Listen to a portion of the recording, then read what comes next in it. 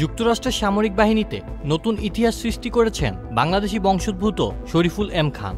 তিনি সম্প্রতি মার্কিন বিমান বাহিনীতে ব্রিগেডিয়ার জেনারেল পদে পদোন্নতি পেয়েছেন। এই সম্মানজনক পদমর্যাদা অর্জনকারী প্রথম এবং একমাত্র বাংলাদেশি আমেরিকান তিনি। মার্কিন প্রেসিডেন্ট ডোনাল্ড ট্রাম্প গত জুন মাসে যেসব সামরিক কর্মকর্তাকে পদোন্নতির জন্য মনোনীত করেছিলেন তাদের মধ্যে শরীফুল খান একজন।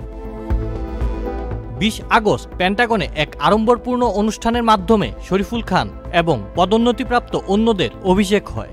অনুষ্ঠানে উপস্থিত ছিলেন যুক্তরাষ্ট্রের প্রথম মুসলিম রাষ্ট্রদূত এম ওসমান সিদ্দিক। সাবেক এই রাষ্ট্রদূত এক্সে একটি পোস্টের মাধ্যমে আনন্দ প্রকাশ করেন। 21 আগস্ট ওসমান সিদ্দিক সামাজিক যোগাযোগ মাধ্যম এক্সে লেখেন, পেন্টাগনে কর্নেল শরীফুল খানের ব্রিগেডিয়ার জেনারেল পদে পদোন্নতি অনুষ্ঠানে যোগ দেওয়ার সৌভাগ্য এবং সম্মান আমার হয়েছে। শপথ গ্রহণ অনুষ্ঠান পরিচালনা করেন মার্কিন যুক্তরাষ্ট্রের মহাকাশ বাহিনীর মহাকাশ অভিযানের vice chief general Shawn Bratton. Brigadier general Khan পেন্টাগনে গোল্ডেন ডোমের ডিরেক্টর অব স্টাফ হিসেবে দায়িত্ব পালন করেন। এই পদে তিনি গোল্ডেন ডোমের সব উদ্যোগের নীতি, পরিকল্পনা, অবস্থান এবং আন্তঃকার্যকরী বিষয়গুলো সমন্বয় করেন।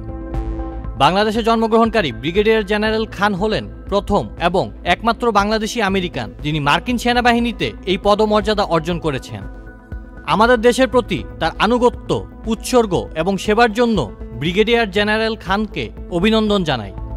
1997 সালে শরীফুল খান ইউনাইটেড স্টেটস এয়ারফোর্স একাডেমি থেকে কমিশন লাভ করেন এবং রাজনৈতিক বিজ্ঞানে স্নাতক ডিগ্রি অর্জন করেন।